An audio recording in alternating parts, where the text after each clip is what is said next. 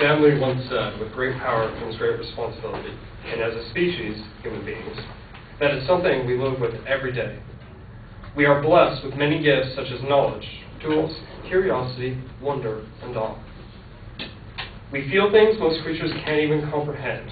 With all these gifts we have, we try to share them with other species, other animals around us. Unfortunately, our efforts become vain, and the things we try to do and help the animals out around us ends up actually hurting them. Now, with that said, my claim for this presentation is a simple one. Human intervention to save and or preserve wildlife and their habitats actually harms them. From here on out, I will be discussing three issues. The human impact on animals is greater than we can imagine. How the dispersal and invasion of animals into new areas affects an entire ecosystem. And finally, is keeping an animal in captivity no better than putting it in jail.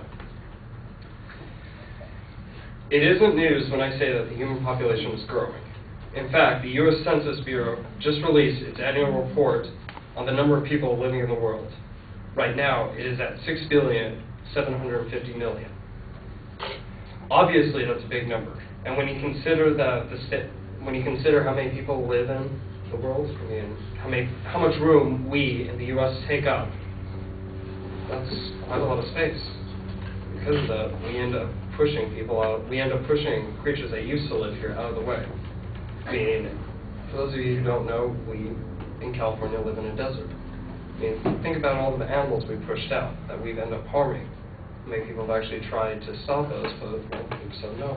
I mean, as we build cities, we destroy the homes of the birds, the bugs, the mammals, and the reptiles. We chop down their trees to use them for wood, and we use their food for ourselves.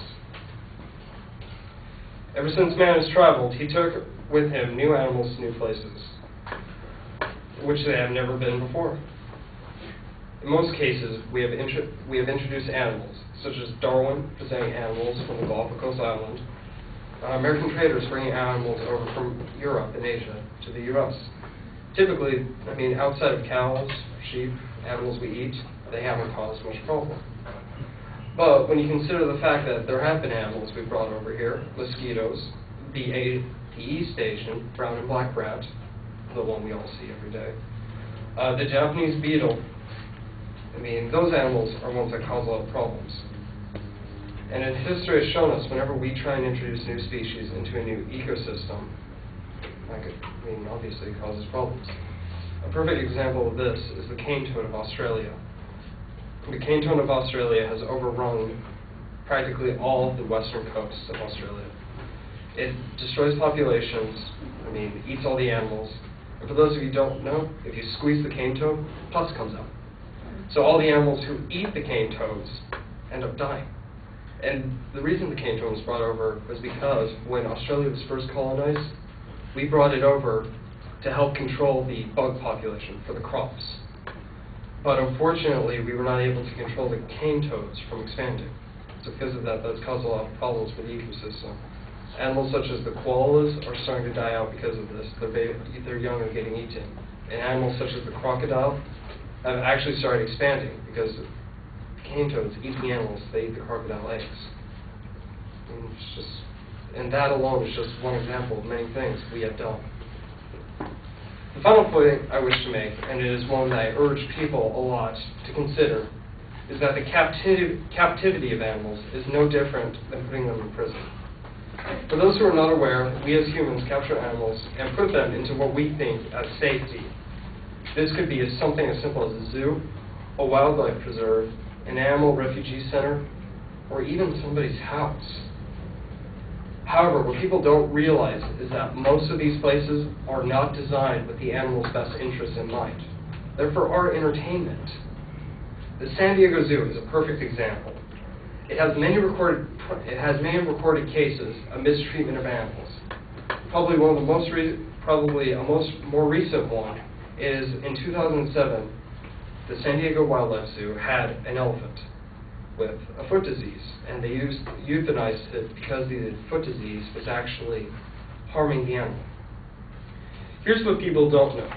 The foot disease the elephant had was called Alport, a condition in which the ligaments in the elephant's foot end up weakening because of disease, being out in the cold, malfood, nutrition, that type of stuff, and it becomes swollen. It's easily treatable. They could have simply just gotten the medicine and injected it into its foot for about a month. Or they could have sent it to a wildlife animal preserve and let it spend out the rest of its days. But instead, they decided, well, we'll take the easy way around. We'll just kill it, and we'll bring in a new one. Because a new elephant will bring in new customers. And this is only one example. When you consider the fact that the San Diego Zoo is considered to be a model zoo for the zoos in the U.S., and when people such as Steve Irwin, who have actually said that the San Diego Zoo is nothing more than a prison, I mean, it kind of does make you wonder. As I said before, that with great power comes great responsibility. And as human beings, I believe that we should follow the rules that everybody else follows. There's so much more I wish I could say, but obviously, if the beeper is wrong, and my time is up. So with that, I thank you.